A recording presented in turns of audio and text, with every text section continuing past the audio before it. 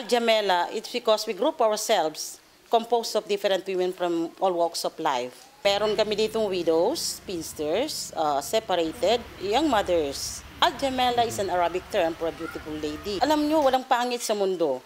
Mahirap ka, nasa middle class ka, o nasa medyo nakaangat ng yung buhay.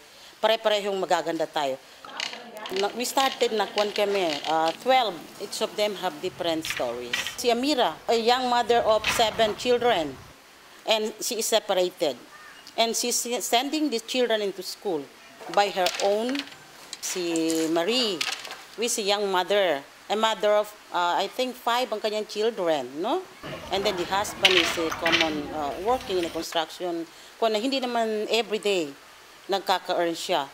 So from pag walang construction, walang trabaho, but then si Marie, everyday, meron siya. So kalau makubo, anan to napaka-extra sa construction, to ba? Umain ka na da, sakibo.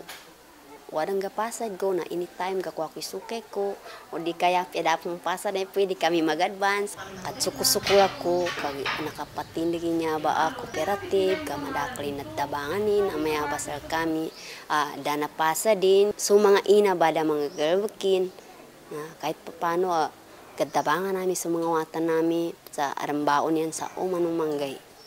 One of the big one dito na ano namin is for the preservation of culture, especially the Maguindanao culture. Kasi nakikita natin unti-unti, nawawala yung aming kultura, lalo na sa paghahabi.